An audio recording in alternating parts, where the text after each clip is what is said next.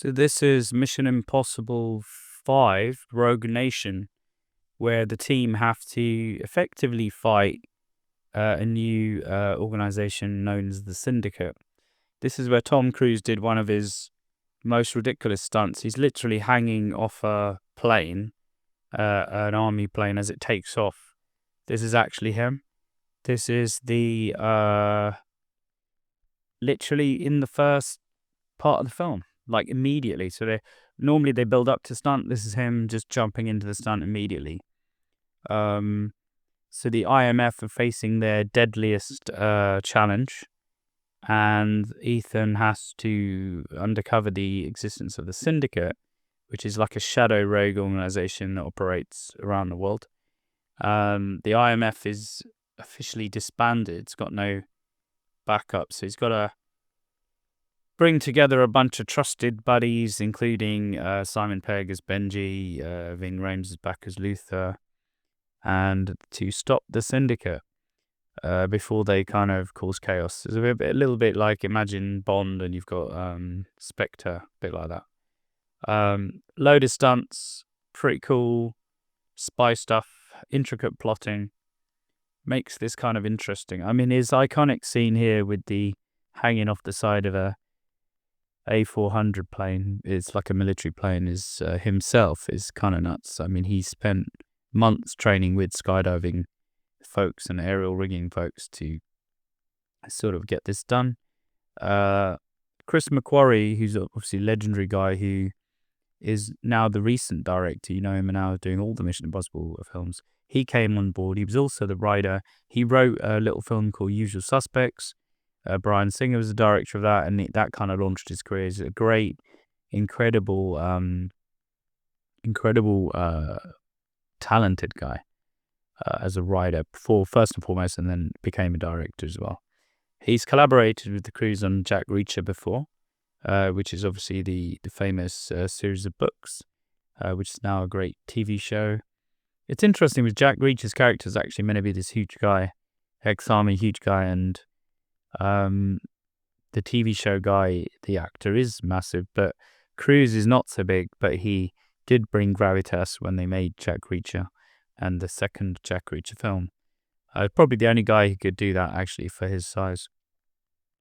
Chris McQuarrie worked with him on that, and in this one, he's brought a more sort of tighter, more spy-heavy feel to this installment.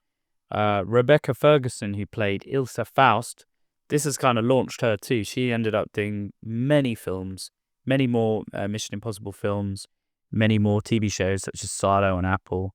She's become quite a well-known actress now. But her character Ilsa Faust, who's this kind of ambiguous character, you don't know if she's a good or bad character, who's a spy also, brought a really good change. She's kind of a really good sort of fighter. She's all very elegant, very beautiful lady, and she's became a fan favorite basically. And they filmed across international locations again. We had London, Vienna, Casablanca, Morocco, and it gave it a sort of truly sort of Bond-like feel, with sort of all around the world. And the famous stunt is not actually this one. There's another famous stunt where he had to free dive into an underwater sort of computer storage thing, and he had to sort of hold his breath.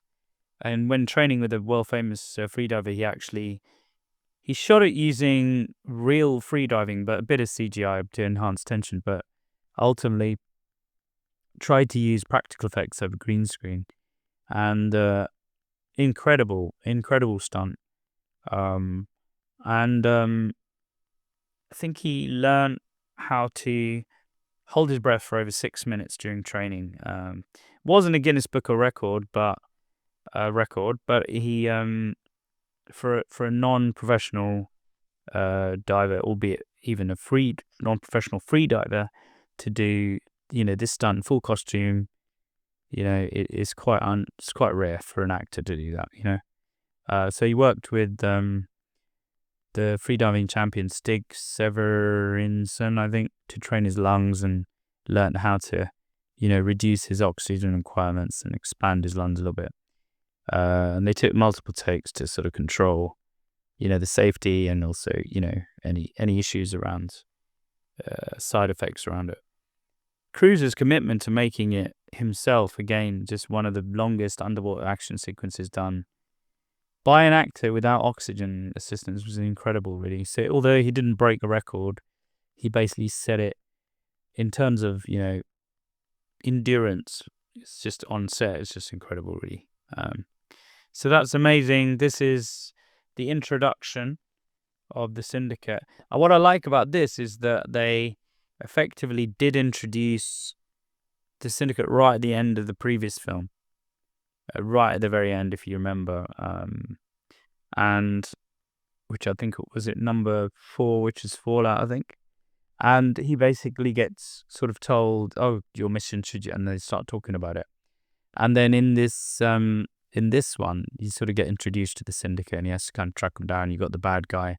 He's an incredible actor himself. You probably recognize, forgotten his name, but you probably recognize him. He's a famous British actor who's done a load of films. I think he was the bad guy in a Michael Caine film about a retired soldier. Forgotten the name of that film, based in London.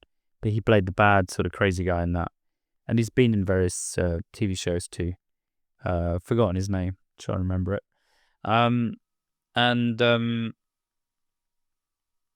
The Syndicate, I think this is the start also of how they started to sort of have more of a, Macquarie bought more of a kind of series level thing, like a continuation, and they kind of started fixing how the films would look and be seen.